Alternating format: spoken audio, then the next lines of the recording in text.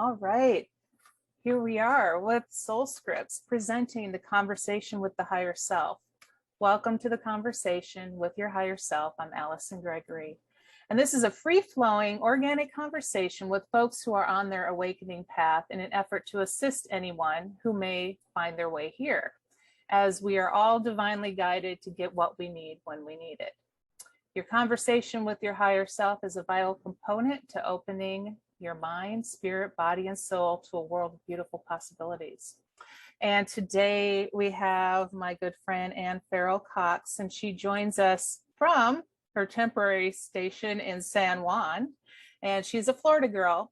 And Anne is a conduit for creation. She is a channel that is open to divine creation that works through her in many ways. And Anne, tell us a little bit about that. Well, you're also a flight attendant for a major airline. So wow, those are two very diverse things that you do.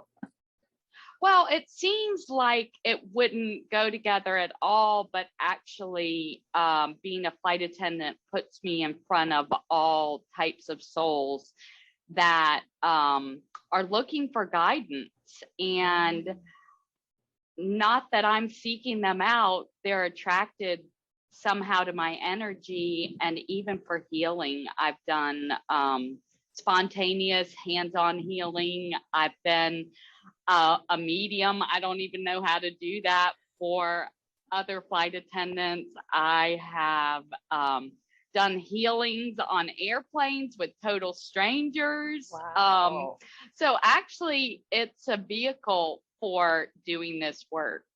That's beautiful. But the guides are adamant and always reminding me that we heal souls one at a time. Yes, yes. So if you look at it like I come in contact with thousands of souls a day, essentially. If even one takes a nugget of what the guides are offering through me and really listens to the message in their heart, that's the beginning of an awakening. And all I want to do is support the creation of love and humanity. So whatever it takes for me to be a conduit of that work, I'm willing to do that. So how did this whole process come about for you? Were you just born this way, or was it something you had to work at? Well, I always loved praying. And I grew up Catholic, and I went to Catholic school, and I just really prayed about everything. And I don't know why no one taught me to do that, but I believe I was just really connected to my heart, always connected to my heart. And I have very loving parents, and I had a beautiful life growing up. And so I think that just made me have a strong sense of who I was and a lot of self-love.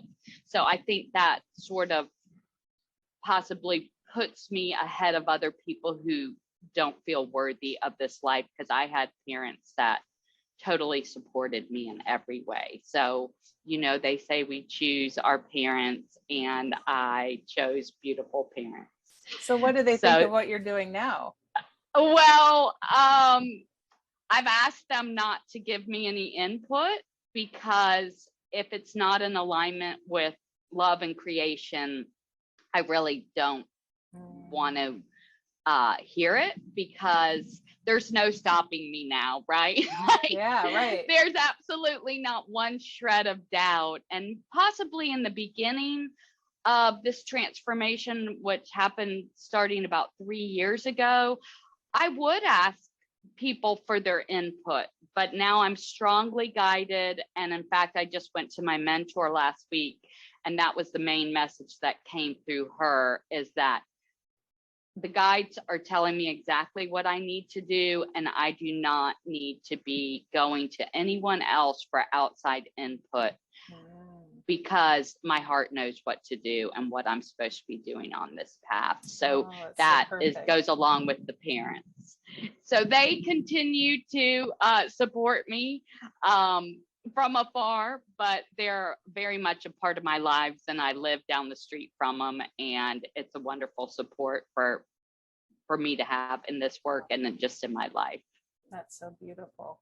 So tell us when this transformation kicked in. When did you start talking to guides? When did you know there was something else coming through that wasn't quite, what people consider the norm? Well, I got divorced after a 30-year marriage, and it created a trauma for me, because I would say up until that point, I never was in a conflict of energy within myself. I was very expressive, and I don't recall ever having to suppress so many things. And that just created a tornado inside of me that created anxiety.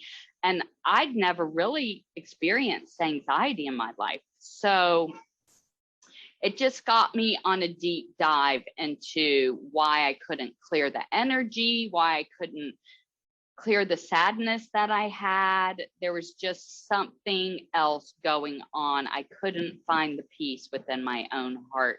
So that led me on a journey. For 4 years, I worked on meditating. I went to every type of healer, counselor, you name it. I've been to Peru. I went to Machu Picchu. That is the beginning of my awakening. I've had healings from, you name it. I was open to anything. If they would have told me to stand on one foot and put my finger on top of my head, I would have done anything to get out of the pain that I was in. So I was just on a quest to figure out how I could get rid of this pain. Now, I will say, backing it up to the praying, when about 20 years ago, I had what I call a transcendental experience, a supernatural experience that I feel like I met God through prayer. And I never told anyone about it, because I just thought, they'll think I'm weird, right? What is this? I didn't know. I didn't have any support at all. I had no idea what had just happened, but I asked for the power of the Holy Spirit. And how I describe the Holy Spirit is God in motion, like the action of spirit. So I say that I experience God. I experience the energy of creation. So I always had that in the background when I got on this path, and I went to different private meditation lessons, you name it. And then finally, I met a healer that made sense of everything that I had gone to. And she became my teacher, and she's a beautiful soul, and she helps humans that are just beginning to awaken step into their gifts. And her name is Alleson and she has been instrumental in my life, and she's a meditation teacher, and she's a Reiki master, and I'm also a Reiki master, and I can do past life regressions. I've had a lot of past life regressions as well in the healing process, but sometimes things are happening around us that our mind cannot make sense of, right? Right. This dimension of reality is physical. So our minds are very physical. These supernatural things that happen, and getting out of human consciousness, are not comfortable for our mind, or what some people would call our ego, because we want to control things. We're comfortable with what we know. So sometimes when we're stepping into our heart space to have an experience, you don't know what's on the other side. You can't have an expation for what this love can bring into your life. So you just have to touch on that for a minute. What, because some people may not understand what ego means. Some people think, oh, ego's you thinking you're so great, and ego's really the mind chatter, right?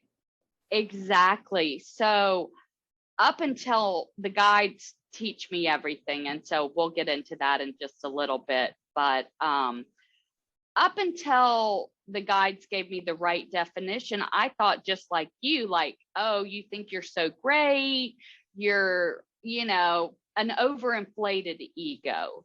But to me, my ego limited me. It made me feel unworthy and diminished my ability to create, right? Because I believe we have such a wound of unworthiness. Even lots of beautiful humans that can step into these gifts that are beyond our physical senses don't feel comfortable doing it because their mind won't allow it, and they're trying to make it logical, and there is just, in fact, no logic to any of this. And I'm new to this work. I've only been even aware of it for 3 years. So I can't say I've studied it my whole life. I don't know anything other than the beautiful teachers that have been put in my path to guide me and what my guides teach me. Now, how do you get beyond the ego and connect to the higher self? Because that's what we really want to help people figure that out. I believe that meditation is a pathway in prayer. And to me, it's vital. It's a part of my life. Now, 3 years later, I try to make my life essentially a walking prayer. And having a peaceful heart is the number one thing that you can do to connect with your higher self. So any type of practices that you can commit to that make you feel calm and peaceful are all avenues for creating the space to be able to hear your higher self speaking through you. Beautiful. Like walking in nature is mine. I love that. Exactly. So what works for me might not work for you or someone else. But what I know is, even when I'm on the airplane with hundreds of people or in the airport, when I need to listen to something outside of what's in my reality, I have to sit down and take a minute and take a breath. Breath is an integral part of connecting to this peaceful presence. And I literally clear my energy. Now, as Catholics, we use the sign of the cross. But in other healing, we use other symbols that just are bringing down the divine. And so I try to quiet my mind, and I just get into my heart space and listen to whatever the guidance is that I need. But it's very simple things. These are not like esoteric things that are coming through. It's like, what should I order at line and fresh to go in the airport? Or what should I say to this flight attendant that's sitting next to me? These are not complex things. These are very simple ways I try to allow the higher self to run my life, essentially. And when you've done that, what have you found? Like, what kind of magic has come out of some of these things? Well, what I find is everything just lines up, like the road is clear. Literally, like I drove from the mountains to Atlanta the other day on a Friday afternoon, and I was meeting my friend for dinner, and she just found out that her husband is diagnosed with ALS. So this is the first time I'm seeing her, but this is a perfect example. I don't know how many of y'all have driven in Atlanta, and I lived there for 20 years. On a Friday afternoon, it's usually a nightmare. I'm telling you, I couldn't believe it. There was not traffic on the road at all. And I was on 85, and I was on 75, and I was on West Paces Ferry. And it's almost like the guides and angels cleared the road for me that day to go and meet with my friend. Wow. Can't make that up. And you just have to be open to seeing these small signs as significant. When you see feathers, or when you see animals like you've been discussing, or when you see numbers, that's another thing. for a while, I would Google my hotel room numbers every night and see what the angel message was. Oh, neat. But the guides will get your attention. Like when I was beginning to wake into my gifts, everything was 1111. I got room 1111. My sign-in was 1111. Everything was 1111. You couldn't make it up. Then a few months ago, and this has never happened, 3 times in a row, I got room 222. So that's very unusual, right? So what how was do your I message? keep getting? That means you're on the path. Okay. So that's a beautiful confirmation. And the guides are so supportive if your heart is open to listen to what they're saying and how they're guiding you. I'm a channel. So what that means is my heart has the technology to translate light and frequency into words. So people can understand Wi-Fi, right? So you know that there's signaling going on. Communication is happening that we cannot see.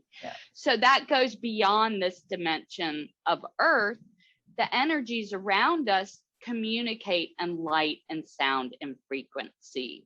So I'm sent here to do this work, and I don't know why or how. I can't give you a reason why, and I don't doubt it any longer.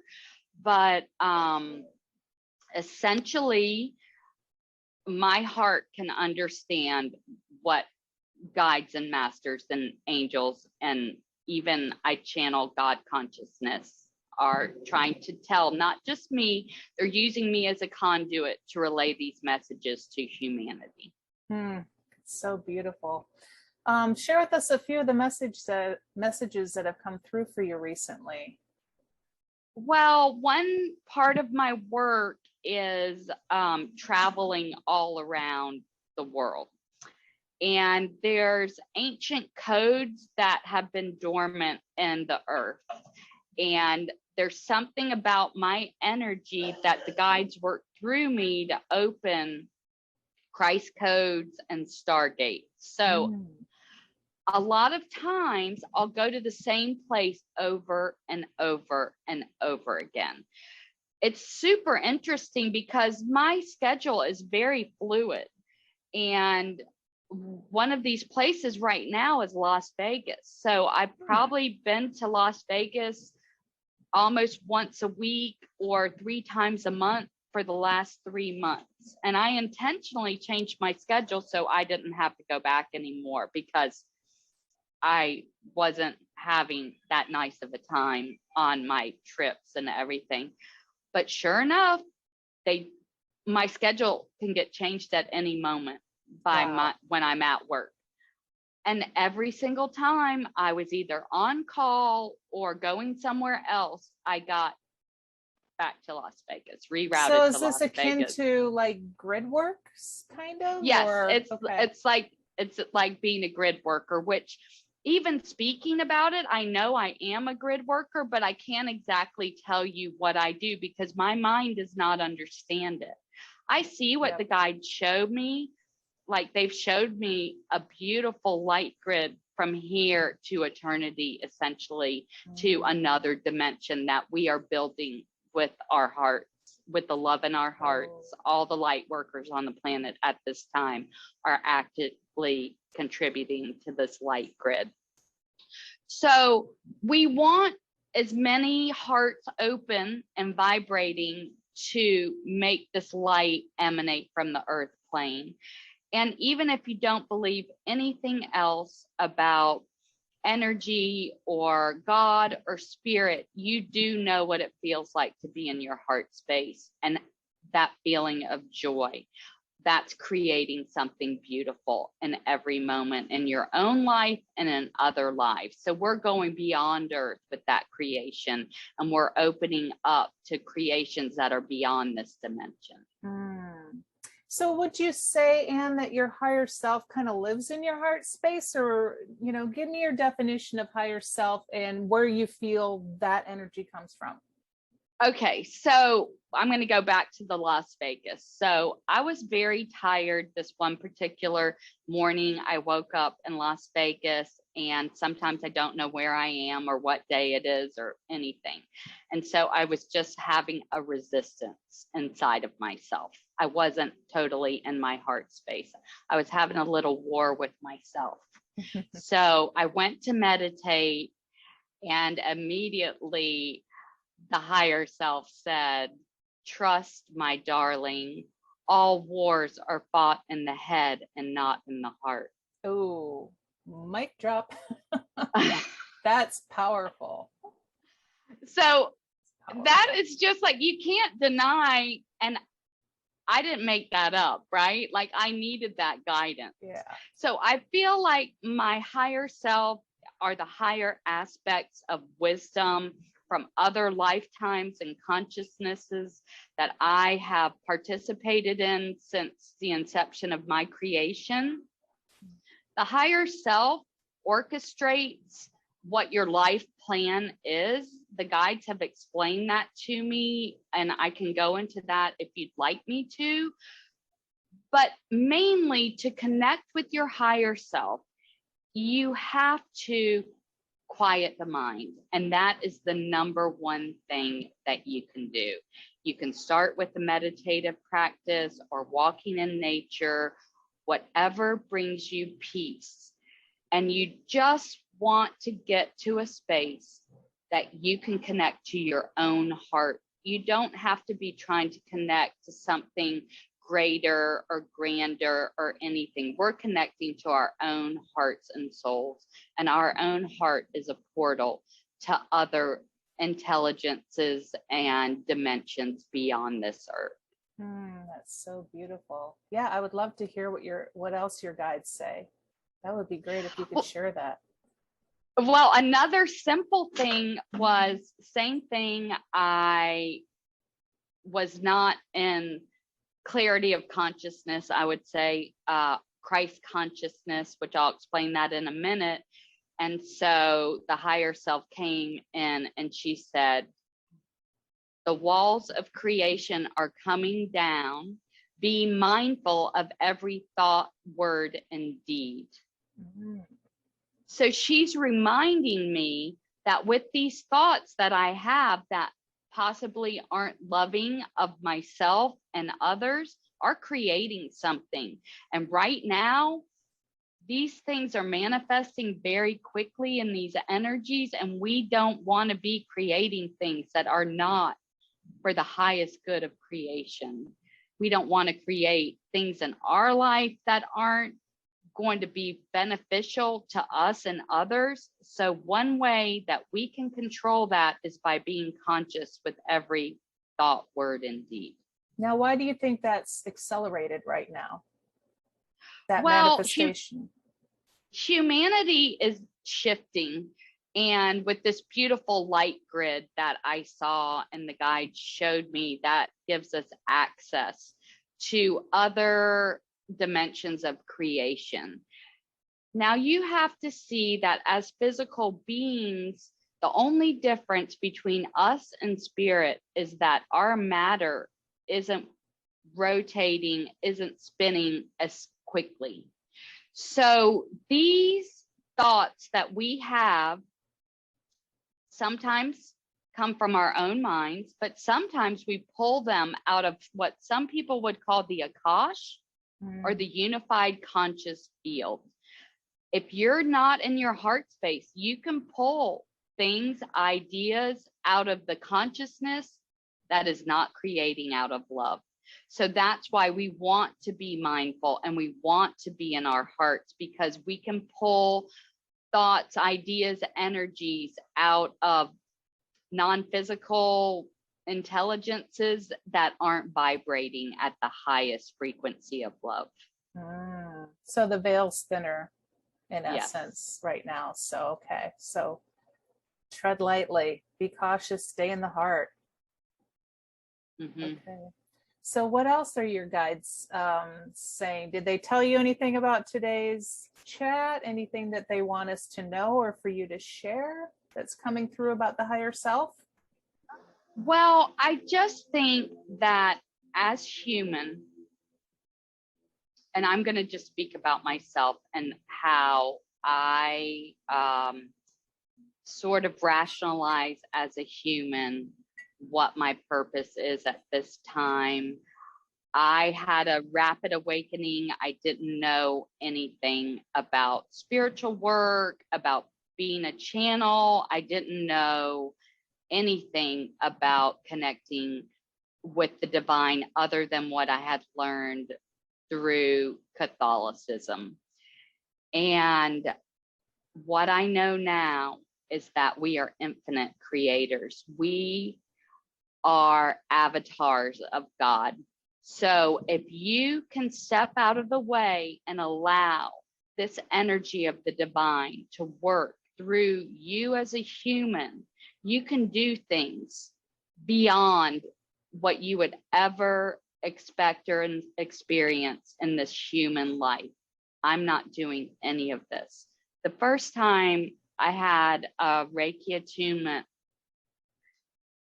the guides came to me and I didn't even know who they were. I didn't know anything, but somehow I knew who each one was.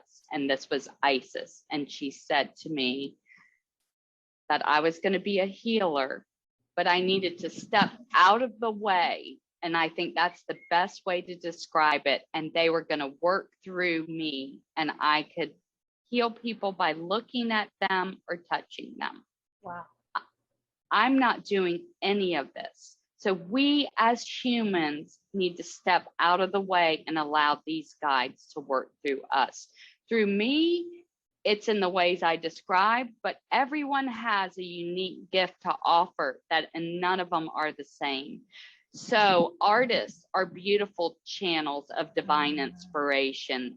Singers, every type of creator, when they're connected to their heart, is a conduit for the divine. One problem I see just in working with other humans on this is that people don't want to be vulnerable. They don't want to share their hearts because they've had so many hurts and traumas and pain. So trust is a huge element in allowing this love to flow through you, because there's no guarantees that we're seeing anything beyond this life, that we're creating something that is intentional. We just have to trust that things are going on behind the scenes, even though it might not look beautiful right now. We can't lose hope, and we just have to keep creating out of love no matter what. Well, there's a gift in every lesson, even the painful ones. And those tend to be the biggest gifts, I think. The pain is the teacher. That is 100% for sure. And one thing the guides would say is not to judge the pain or the joy, that all of it is creating something. And you need the polarity in creation to create a vortex for change. So that's the shift that humanity's going through right now. And when I went to my mentor, I was pretty upset about Afghanistan, and she doesn't watch TV and she's solitary in a contemplative lifestyle. And she just reminded me what my first teacher that was a guide taught me, is that we were going to have to learn how to witness. That doesn't mean that we're not holding compassion for what we're seeing, but we realize that it's part of the creation process, and our hearts are open in compassion, but we are not allowing these events to imprint our energy. Because as I just said, this love emanating from us is vital to create the energy for the change. Mm-hmm. Mm-hmm. Wow, that's powerful. Holding space is a challenge sometimes. For sure. So as you started on your path, what advice could you give to folks that are just now stepping into this realm of where we are, of being awakened and maybe cultivating some sort of spiritual practice? Are there some lessons that you've learned along the way that you could see would be very beneficial? Yes. I would say that it requires a discipline and a devotion. Once you decide that you are going to step into your divinity, is what I call it, or some people are always looking for a purpose. The guide showed me a few years ago my body as energy holding the light. There's no emotions attached to that at all. All they really care about is if I'm holding the light, and whatever I have to do to be able to hold it, they want me to do. So for me, every single day before my feet hit the floor, I have called in all of my guides and angels and given them permission to work through me. I call in my higher self. I call in the Holy Spirit. I call in all of my guides that are my Magdalena sisters and Saint Anne and interdimensional beings that work through me, Ishtar, Isis, other collectives. I'm connected with the Seraphim angels. I call in all the guides to work through me, to use me, to speak through me, for me to be a conduit for their creation on that day and each day. And I might do it again when I'm feeling unsettled. And I definitely do it before I go to sleep at night. I connect to source energy and I say a prayer to God and thanking him and asking him to teach me and show me. Now, tell people why it's important to ask, because they're just like, well, some people are like, they should just show up. They should just come here and help us. But we have to ask. Why is we that? have to ask. One of my teachers taught me that if it was an emergency, that they will intervene. If something's happening that they can shift a different direction, they will step in, but they are not allowed to interfere with our free will. So what I pray for is for my will to be God's will, that Anne doesn't even have a will unless it's aligned with my divinity. And over these past 3 years, I believe I've integrated these consciousness. So I trust that they're working through me at every moment. And I don't even know that many thoughts that I have of a desire that's not in alignment with creating something greater than Anne. Wow. Almost like I've given myself in service to the highest good of creation. Wow. Now, explain to me, because you brought up a few times your mentor. What is the role of a mentor when you're developing just your whole spiritual existence and trying to find your way and navigating through all of this? I think it's vital when you are discovering aspects of yourself that you have never experienced before, to have a safe place to talk about these things with. And as spiritual entities, and we're embodiments of divinity, I think that we in service need to offer support to anyone who comes to us with questions about things that are outside the realm of physical. So when I was having my awakening, I had my beautiful teacher, Alleson, that was also a channel. So what happened was one night I was meditating, and the angels were always speaking to me, and I didn't even know it before this happened. And they said that Alleson was going to be my teacher and she was going to teach me how to channel. I didn't even know what channeling was or anything. So I told her that, and she was pretty shocked. Like, she couldn't believe that I would receive that message. And was it really a message? Because a lot of people want to be a channel, and maybe that's not their gift, but for some reason it was mine, and I don't know.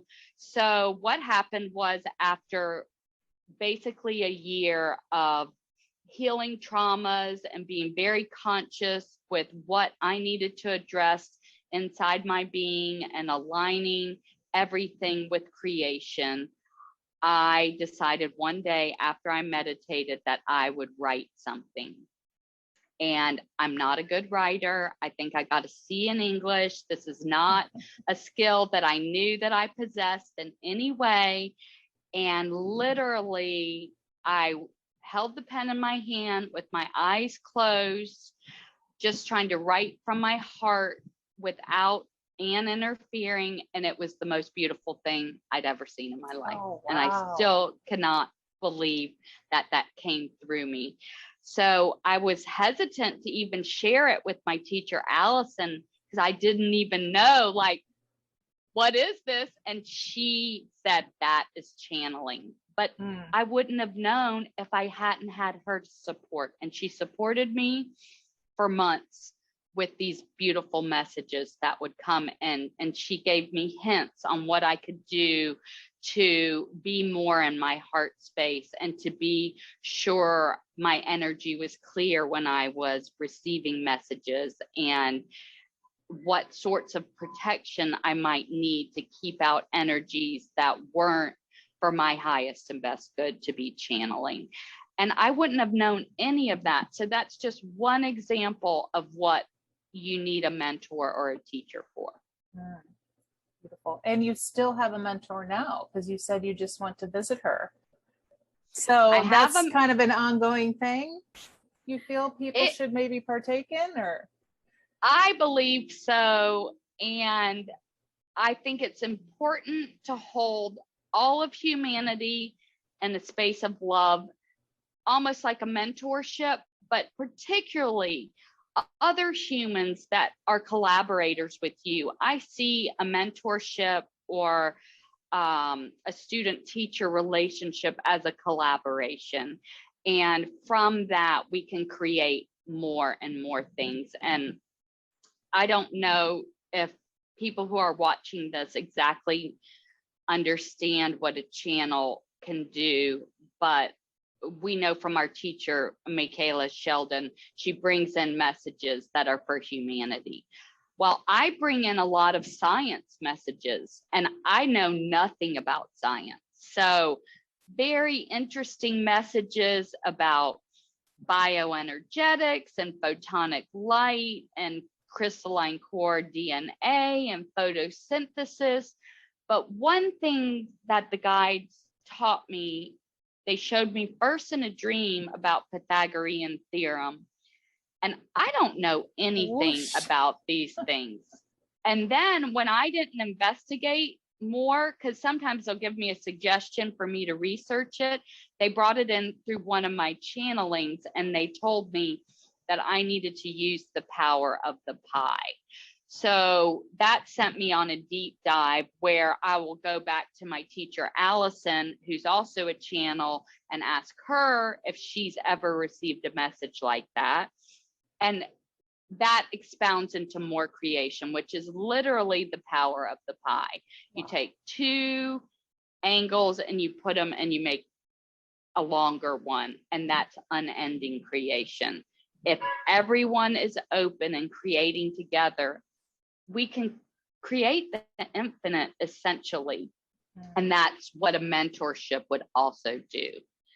Even if you have a mentor, you could be inspired to present something to her that she's never considered as well. So it's not just a one-way street. It's a two-way creation anytime you're in collaboration with another soul. Beautiful. So, Anne, there's no pressure in this question at all. I'm just going to throw it out there because I'm sure people are thinking, will Anne bring through a channeled message for us? Could she give us a little bit of taste of what kind of information she's been receiving? Would you be open to doing that? But no pressure, please, no pressure. Now that is so difficult, because this is one of my biggest challenges, because I'm a trance channel, which means that I alter my consciousness to connect with the guide. So to me, it's a very personal thing. But Michaela, who can do it so beautifully, is always telling me that I need to step out of my comfort zone to be able to do this work and channel for you, in front of you, and in front of other people. So I've never officially done it. I've done it in front of one friend, and we can give it a try, but you might have to delete this part of it. Promise. Oh, if you need me to, I will. But I believe in you, Anne. Okay, so we are going to give it a try. I have no idea. Just like Michaela's like, I'm going to be an open channel.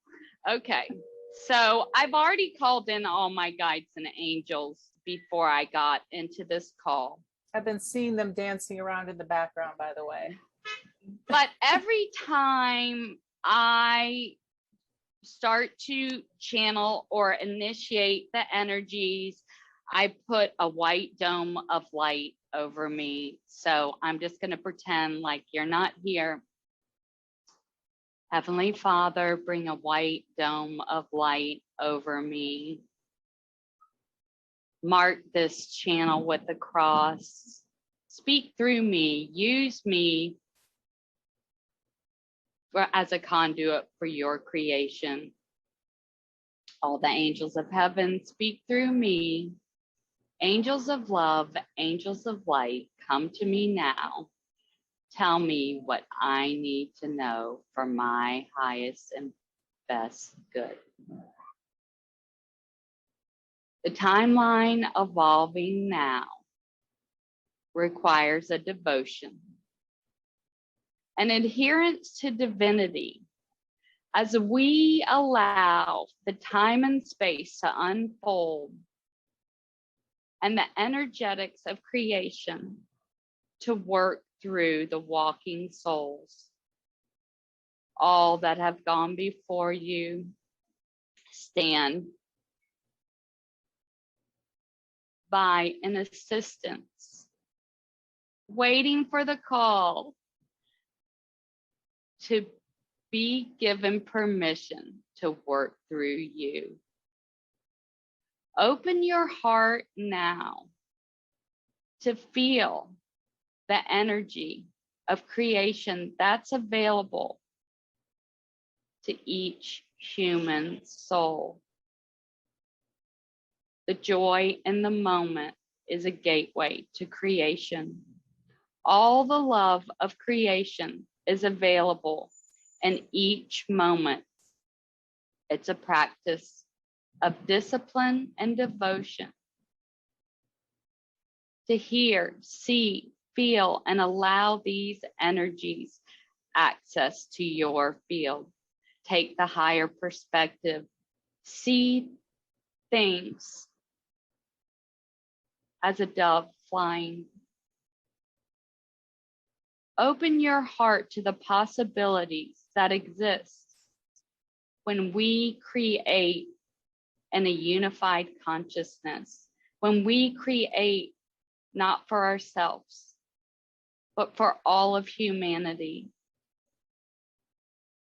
For we know not what lies ahead. All we have is this moment of creation now. Thank you. Wow, that was so beautiful. The energetics okay, behind so that were just like hitting me. Wow. Okay, so that's the first. My coming out. Yay. I'm so honored it was here with us. This is so great. That's worth transcribing, because there's some real deep thoughts in there. Very well. Very I don't powerful. even know what the guide said, but so you'll have to send that to me after we get off of the. Definitely. Now I can write beautiful things, but again, I've cleared my consciousness before I begin writing. But writing is much easier. But as the guides explained through Michaela, our teacher, is when you are speaking, you're extending your plasmic field to meet the plasmic field of the energies, and it's a different process. So the messages can have a different activating quality to them, I guess is the best way to put that. Definitely felt an activating quality coming through that. That was beautiful. Thank you so much. And I just feel like I want to add one more thing about the power of prayer. One of the gifts that I receive are beautiful prayers. And I just believe that they're so powerful, because if you start thinking about mantras, they actually call mantras, they told me, prayers mantras of sublimination. So it's essentially a vibration that can clear your consciousness and move yourself out of the way. And so the prayers that you pray as a person that you think you're praying to someone else, you're actually praying to yourself, and you're clearing your own consciousness, and you're connecting to your own heart. And God is not something outside of you, or whatever you want to call this energy of creation.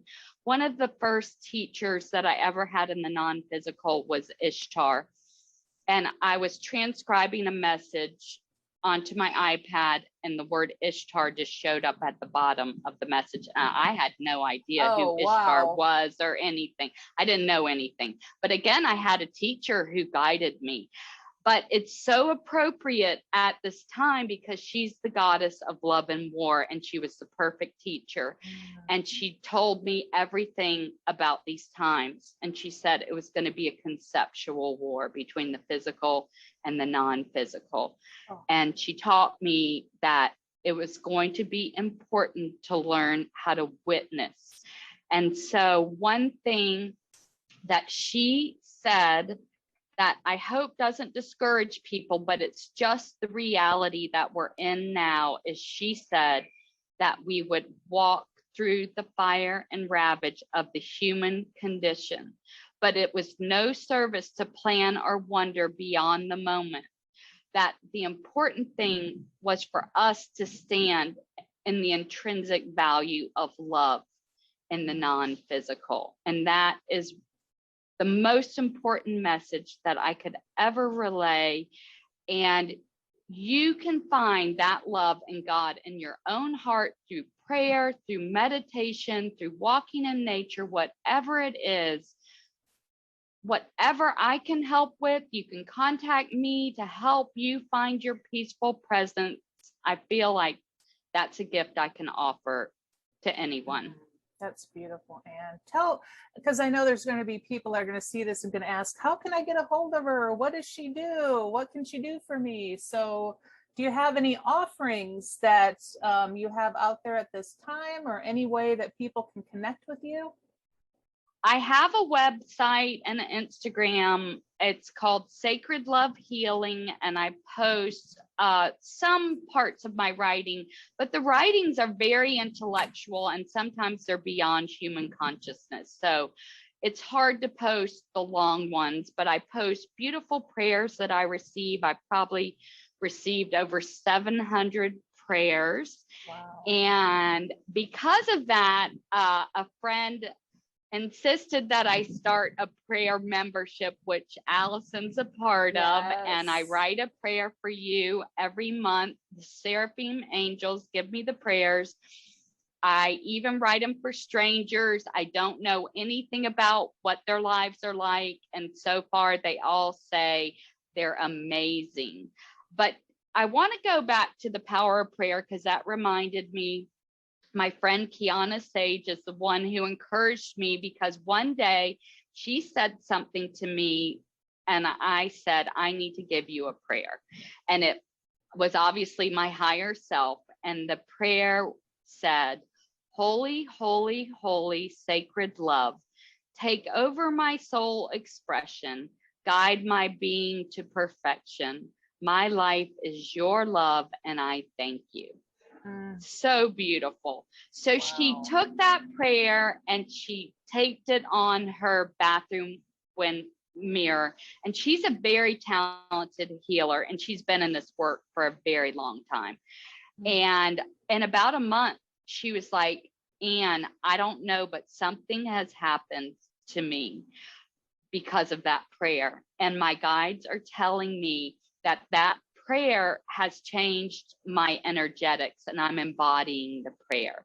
So that's just one example of the power of prayer. So she's the one that encouraged me to extend that gift in a personal way, as in your prayers. So you can speak about the prayers that I've given you. Have you noticed anything? Oh, they're beautiful. You know, I haven't printed them out yet, but my goal is to print them out so I can have them visible, just like your friend. And I'm trying to pull one up right now so I could read it, because it is amazing. And I'll see if I can do this. Oh, there it is. I think this is the one I got last month. I'm going to try because I'm already getting choked up just looking at it. The infinite light shines through me. I see through the eyes of love. It is in moments of presence that I feel your peace. Allow the love of creation to work through me. Give me the insight to see the codes of creation in each flower and field. I am one with you. I am creator. You are creation. And to me, that So just takes me beautiful. right to my happy place in nature. It's almost like a big hug from nature when I read that. It's so important to realize that we are one with nature. We are one with everything. We are one with the earth. And what humans do to destroy this planet and harm other individuals and other life forms is just heartbreaking. And the only thing that I can do is control what I do. And that was probably the most empowering thing that I ever realized in this process. Instead of pointing the finger at everything that's wrong on this earth, the change starts with me. And I'm going to do whatever I can to be a better human and embody love. And there's nothing that's going to stop me. Yes, so perfect. And I just got that these prayers are a portal to creator, so that they are. I feel that definitely when I read them. So everybody go sign up. They're great. Okay, so you can go to Sacred Love Healing. Yeah. It's sacredlovehealing.space, and you can sign up, or you can send me a message on Instagram, Sacred Love Healing, and the resource is very small. It's $80 a year, and it would be my honor to share the divine heart with you. And I will put that in the comments below, so you guys, in case you didn't catch it, you'll be able to get it down there. And thank you so much for your time. And we appreciate you coming to us live from San Juan. That beautiful space out there is calling you, I'm sure. I'm going to go out on the beach now. Thank you so much. You are welcome, my dear. Well, you have a fabulous day, and everybody look up Anne. She's awesome. Follow her on social media. All right, guys. Bye-bye. Bye.